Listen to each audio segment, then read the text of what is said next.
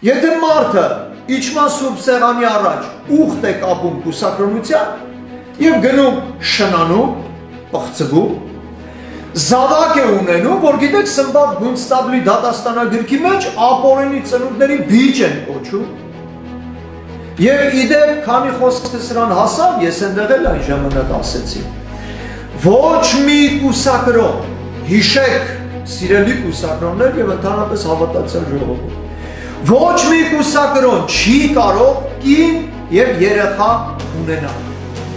որովհետեւ եթե կուսակրոնի շնության հոմանուն, պղծուհուն մենք կոչենք կին, ուրեմն բոլոր կանանց վիրավորած կլինեն, բոլոր կանանց եւ օրինավոր մայրերի։ Կուսակրոնը ուխտ է արել սրբակեն ցախ կուսակրոնության, եւ եթե նա շնանալով եւ իր անձն է պղծում եւ իր հոմանուն է պղծում, միգուցե դա անմեղ մի մանուկ աղջիկ երեխա է, բայց պղծեց,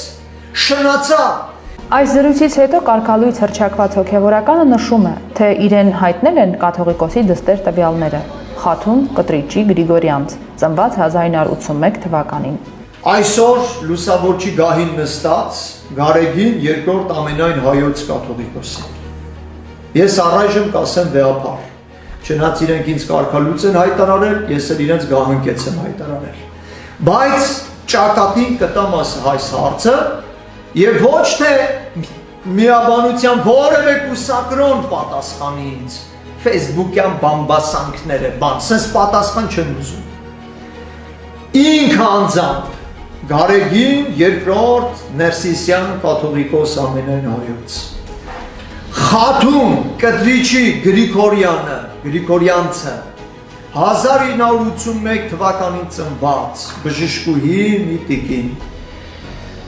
ձեր կամ քո աղջիկն է, քո ասեմ, որ անձնական ձևով ուղղեմ հարցը, քո աղջիկն է Խաթունը, եւ ես կակնկալեմ կաթողիկոսի պատասխանը։ Եթե կաթողիկոս ինձ պատասխան չտվեց, իր կարգալույցի հրամանը առ ոչինչ է։ Ուրեմն պատասխան չտալու պատասխանը ճշմարտություն է։ Եվ եթե ճշմարտություն է, որ 72 թվականին ուսակրոնության ուխտարած Գարեգին երկրորդ Ներսիսյան վարդապետը 80 թվականին պղծելով ուսակրոնության ուխտը, 81 թվականին իրեն զավակ է ծնվել, 81 թվականից արդեն կարգալույց պիտի լիներ։ Մեկ այլ հոգևորական էլ աստվածաբան մատենագետ Արմեն Խաչատրյանը, որը եղել է Էջմիածնի միաբան, ձեռնադրվել է կուսակրոն քահանա Եղիա Բեղիա Խաչատրյան անունով, եղել է կաթողիկոսարանի դիվանատան գործավար քարտուղար, 2013-ին էլ կարգալույց է հռչակվել ուխտազանցության եւ եկեղեցականին անհարիր ընթացքի համար։ Դեռ 2018 թվականի հուլիսին, երբ տեղի էր ունենում ընդդեմ Գարեգին Բ-ի տարերային շարժումը, իր հարցազրույցում նախ նշում է. ցավոք, եկեղեցականների այն սերունդը, որը Գարեգին երկրորդի ձեռնասուններն են, կամ նրա դպրոցն ավարտածները շատ հեռու են հոգևոր պատկերացումներից։ Անդրադառնալով մասնավորապես կուսակրոնության հարցին, Խաչատրյանը նկատում է. կուսակրոնությունն առաջացել է վանքերում, մինչդեռ այժմ չունենք վանական կյանք, բայց ունենք կուսակրոնություն։ Կուսակրոնությունն էլ վերածվել է խաբեության ու այլասերման։ Կուսակրոնները իրենք չեն պատկերացնում ինչ է կուսակրոնությունը, ինչ է վանական կյանքը, աղոթական վիճակը։ Եվ ավելին ասեմ, դեռ ուսանողական տարիներից ջեմարանականները երազում էին կուսակրոն լինեին, որտեղ մտածում էին ամեն մեկը մի արտասահման, մի թե մի յուղոտ պաշտոն կստանա եւ մինչեւ եպիսկոպոս կդառնան, թեմակալ առաջնորդ, այսինքն սա է իրենց կուսակրոնության հասկացողությունը, որ սա տրամպլին է արտասահման գնալու եւ բարձր պաշտոններ ձեռք բերելու, վաղներ եպիսկոպոս կլինի, նույնիսկ խոսակցություններ կային ջեմարանում, որ ինչ կլինի, վեղար կդնեմ, մի կողմից էլ ընտանիք կունենամ, երեխա կունենամ եւ այլն, ով պիտի իմանա, ինչ պիտի իմանա, բայց Աստված հոգ իմանա, այսինքն դա նշանակում է, որ այս մարդիկ ընդհանրապես Աստծուն չեն հավատում, որտեվ եթե դու Աստծո առաջ ես ուխտդ կատարում, ո՞նց ես դու խաբում Աստծուն, Աստծուն չես կարող խաբել, մարդկանց կխաբես, քեզ կխաբես եւ վերջը մի օր կբռնվես, չէ՞, փոքր երկիր է, բոլորը բոլորին ճանաչում են, եթե ինչքան կարող ես, ասենք, քո երեխային սանիկ ասել, քո երեխան քեզ ինչքան կարող է քավոր ասի, հիմա մոդա է այդպես, իրենց երեխաներին սանիկով են դիմում, բայց Խնդիրը նա է, որ այս կուսակրոնությունը այլևս խաբեության է վերածվել եւ վերածվել է այլասերման։ Եվ մի մասը ապօրինի կին երեխաներ ունեն, ընտանիքներ ունեն, մի մասը այլ շեղումների դուռ է բացում եւ այդ շեղումներով են գնում, ինչեւ անգամ մանկապղծության դեպքեր կարող են լինել։ Անդրադառնալով Գարեգին B-ի թեմային, Խաչատրյանը նկատում է, եթե կաթողիկոսը լինի լուսավորչի հավատքի ուղիղ վարդապետության կրողն ու քարոզողն ու Աստծո մարդ լինի, իր դեմ որևէ մեկը չի համարձակվի ոտնձգություն անել։ Այսօրվա կաթողիկոսը Գարեգին II-ը չի տիրապետում հայ առաքելական եկեղեցու աստվածաբանությանը, վարդապետությանը